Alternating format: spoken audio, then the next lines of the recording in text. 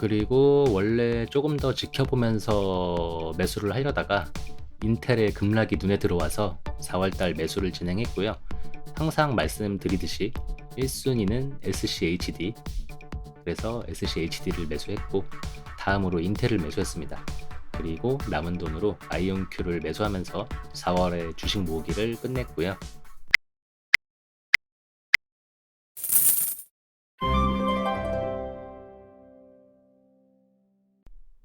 안녕하세요, 슈퍼노멀입니다. 한 주를 정리하는 이야기와 늘 그렇듯이 이번 달 노동 수익으로 주식을 사서 그에 대한 이야기를 나눠볼 거고요. 먼저 또 감사 인사부터 시작하겠습니다. JK팡님 자판기 음료로 멤버십 가입해 주셨고요. 상황, 주식 현황, 마인드 비슷한 사람끼리 꼭 같이 부자가 됐으면 좋겠고 꼭 그렇게 되실 수 있도록 항상 응원하겠습니다. 덕분에 이렇게 멤버십 회원이 3분이 됐고요. 좋게 봐주신 모습이 변하지 않도록 노력을 하겠습니다. 혹시라도 멤버십이 궁금하시다면 이런 식으로 있으니까 한 번씩 살펴봐 주시면 됩니다. 지난주 한창 올랐을 때 수익률이 40%에 육박하던 계좌가 한 달 만에 마이너스가 돼서 제가 표현은 안 했지만 잠시 멘붕이 오기도 했었는데 언제 그랬냐는 듯 다시 수익률이 올라가고 있습니다. 주식이라는 게 원래 이런 건데 사람인지라 받아들이기가 쉽지 않은데 오르고 내리는 건 이유가 없다. 그냥 주식이란 게 원래 이런 것이다 라고 생각하면 편해지는 것 같아요. 변동성은 당연한 것이고 시간이 지나면 올라갈 것이다. 이러면 끝인 것 같아요. 단, 거지 같은 개잡주가 아니라면 이라는 전제가 있어야 됩니다. 바닥을 뚫고 지하로 가서 지하의 끝을 가늠할 수 없었던 테슬라는 실적이 월가의 예상을 하회했지만 미래 사업에 대한 기대로 주가가 올랐는데 메타는 실적이 예상치를 상회했음에도 불구하고 2분기 실적 예상치가 전망보다 안 좋다는 이유로 주가가 내려갔습니다. 이럴 수도 있구나. 정말 오르고 내리고는 말을 지어내기 나름이구나 라는 사실을 다시 느꼈고 메타가 몇 년 전 주가가 바닥을 칠 때 별 관심이 없어서 최고가를 경신하며 올라가는 모습을 구경만 했었는데 테슬라도 그렇게 될 것이라 희망하며 투자를 시작했는데 테슬라 관련해서는 테슬라민 저에게 있어서 간만에 뿌듯했던 소식이 많았던 한 주였는데 메타 같은 경우는 개별주로 갖고 있지는 않지만 ETF에서 간접적으로 투자가 되고 있기 때문에 아무 상관이 없는 상황은 아닙니다. 다 같이 잘 올라가야 제 계좌도 불어날 수 있습니다. 이렇게 정리를 하게 되면은 지난주에 정리한 것도 확인을 하게 되는데 이번 주는 전쟁 이야기가 없어서 제가 관심이 없었는지 모르겠지만 이대로 잘 갔으면 좋겠다라는 바람이 있습니다. 3대 지수는 다우, 나스닥, S&P 500 모두 지난주보다 상승을 했고 S&P 500은 다시 5,002로 올라갔습니다. 한 주간의 마켓맵을 살펴보면은 시뻘겋던 지난주와 비교하면 너무 비교가 되는데 많이 회복을 했고 융단 폭격을 맞았던 반도체가 이렇게 영롱한 초록색을 띠고 있는데 인텔이 오게티가 돼서 이렇게 초를 치고 있는 모습입니다. 인텔의 순이익은 늘었지만 매출은 기대에 못 미쳤다는 분석과 2분기도 시원찮을 것이라는 예상, 그리고 파운드리에서 영업 손실이 나면서 주가가 하락했는데 주주 입장에서는 속이 터지는 상황이지만 일단 인텔은 미국의 적극적인 지원을 받고 있는 상황이고 인텔이 시간이 언젠가는 오겠지라는 기대로 버텨봐야 할 것 같습니다. 여러 일들이 있었지만 이번 주는 온통 테슬라에 관심이 집중됐었기 때문에 다른 것들이 눈에 들어오질 않았어요. 미국의 1분기 성장률이 저조하다는 뉴스가 나와서 악재가 아닐까 생각을 했는데 일단 이번 주 주가에는 영향을 미치지 못했습니다. 이 정도로 한 주의 시황을 마무리할게요. 다음으로 신문 기사 스크랩을 살펴보겠습니다. 테슬라 이야기로 먼저 시작을 해볼 건데 이렇게 한국경제신문에서도 이번 주에 꾸준히 테슬라에 대해서 부정적인 기사가 나왔는데 실적 발표를 하고서는 아무 기사가 안 나왔어요. 신문에 테슬라 주가 급등 이런 뉴스도 안 나오더라고요. 얼마 전에 어떤 유튜브에서 봤던 내용이 있는데 로이터에 누가 있고 연합뉴스에 누가 있는데 그 누구에 가까운 누군가가 어디 금융권에 있다는 내용을 봤습니다. 그래서 테슬라를 때려서 주가가 내려가면은 이득을 취하는 자들이 있다는 게 사실인가 하는 의심이 들었는데, 일단 테슬라는 믿고 가는 것 말고는 방법이 없다고 생각하고요. 위대한 기업이 되는 과정을 지켜보는 시간이 될 것인지, 아니면 잘못된 선택으로 시간을 허비하게 될 것인지는 시간이 지나봐야 알 수 있을 거라고 생각합니다. 다음은 앞에서도 말씀드렸지만 미국의 1분기 성장이 예상보다 좋지 않다는 소식입니다. 이러면서 경기 침체가 오는 게 아닌가라는 우려가 있는데, 일단 이번 주 주가에는 영향을 미치지 않고 잘 넘어갔어요. 하지만 앞으로 어떤 폭풍으로 다시 올지는 봐야 할 것 같습니다. 다음으로 메모리 반도체 3위 기업 마이크론도 반도체 보조금을 받는다는 소식이 나왔습니다. 61억 달러면 삼성전자와 비슷한 것 같은데, 다 같이 반도체가 잘 돼서 속쓰리 우상향을 했으면 좋겠네요.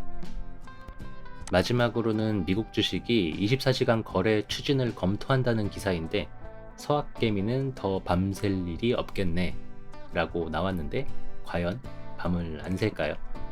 저는 데이 트레이더가 아닌 입장에서 미국 주식에 투자하는 것 중에 좋은 점이 잠을 자야 되기 때문에 주식 앱을 쳐다볼 일이 훨씬 줄어든다는 게 되게 좋은 장점이라고 생각합니다.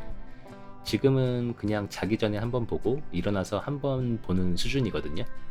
혹시라도 24시간 거래가 되더라도 주식 앱을 멀리 할 수 있도록 마인드 컨트롤을 해야겠다는 생각을 하게 됩니다.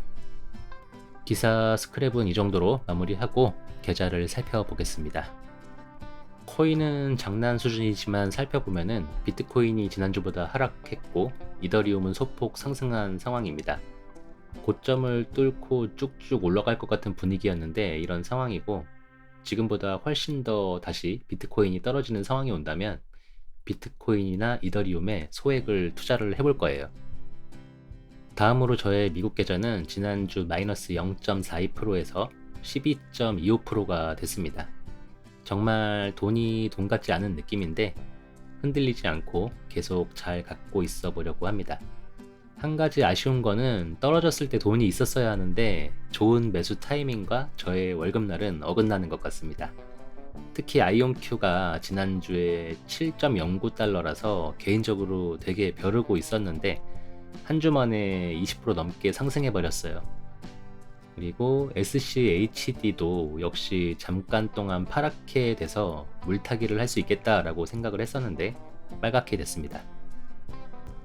삼슬라는 지난주 마이너스 38%에서 실적을 발표하기 전에 약간의 물타기를 해서 평단을 15달러대에서 13달러대로 낮춰놨는데, 아주 다행히도 반등을 하면서 거의 회복이 됐고, 양전하게 되면 상황 봐서 100주만 남기고 익절을 할 예정입니다. 항상 말씀을 드리지만 다시는 이 가격이 오지 않길 바라면서 매도를 할 거고, 불행하게도 다시 또 평단 밑으로 내려가는 상황이 왔을 때 그때 다시 평단을 내리기 위해서 물타기를 할 겁니다. 그리고 원래 조금 더 지켜보면서 매수를 하려다가 인텔의 급락이 눈에 들어와서 4월달 매수를 진행했고요. 항상 말씀드리듯이 1순위는 SCHD, 그래서 SCHD를 매수했고 다음으로 인텔을 매수했습니다.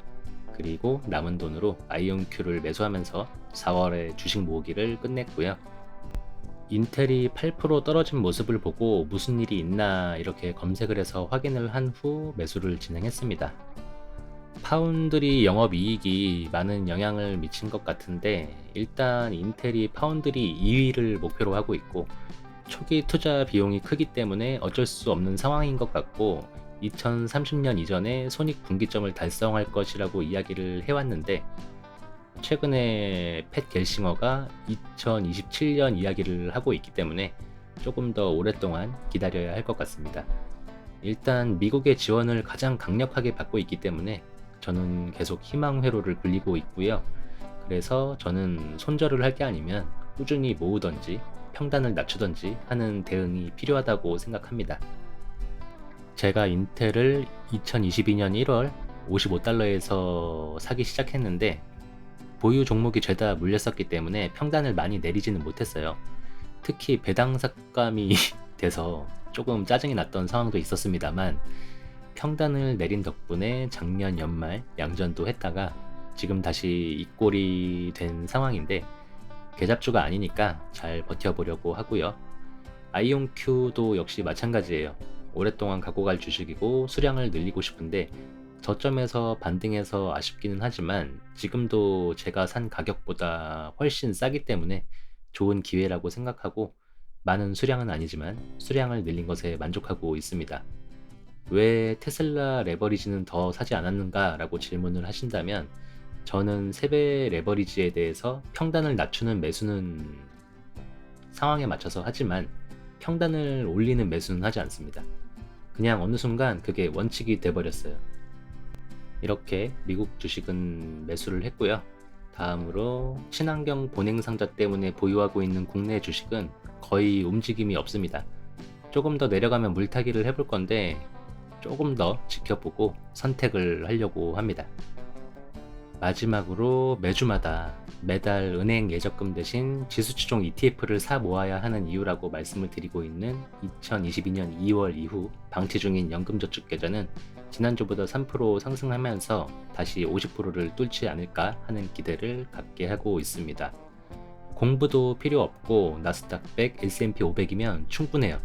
그러니까 투자를 하셔야 됩니다. 날이 따뜻해지면서 계속 여기저기 돌아다닐 일이 많아지니까 이렇게 기록을 남긴 일이 상당히 빡센데 하나하나가 과정이기 때문에 최대한 기록을 해두고 있는데 누군가에게는 도움이 됐으면 좋겠다는 생각을 하면서 영상을 마무리하겠습니다. 이상 오늘 나눌 이야기는 여기까지입니다. 시청해 주셔서 감사하고 건강하고 행복하게 또 만나요.